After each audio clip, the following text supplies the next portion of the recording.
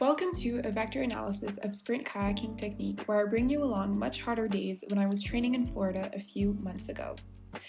The movement being symmetric, the vector your paddle makes on one side has to be the opposite direction of the one it makes on the other side, as such. The distance between your knee and the back of your seat should be larger before your catch, and about 3/4 of that distance at the end of your stroke, which can be represented as such. Your arm should rotate from its angle at the setup position to a downwards angle at the exit, as you can see here. At the catch, the angle between your arms should be perpendicular, representing a 2D normal vector.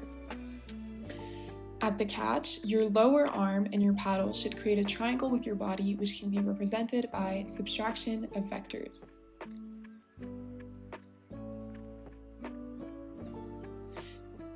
During the setup, your upper hand should be at your eye's height.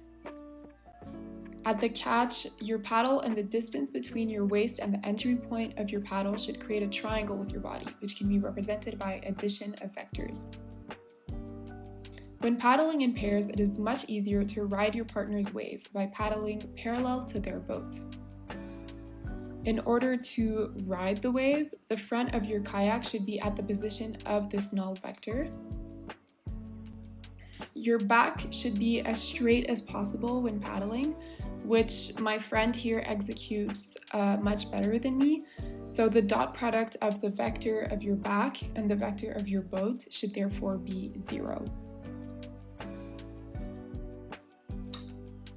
The vector following her paddle divided by its magnitude would result in a unit vector. Your paddle's vector at the catch should be flipped at the exit. So that would be a transformation vector right here.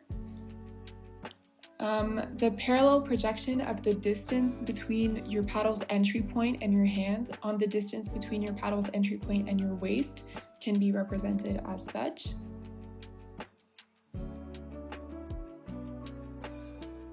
While the orthogonal projection of the distance between your waist and your head on the distance between your waist and your top knee can be represented as such.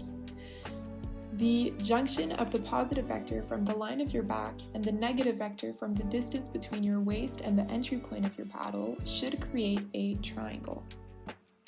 And finally, while it is slightly difficult to represent on a 2D video, the angles between your arm with which you are catching, the arm on your side, and the line of your back should all be orthogonal to each other.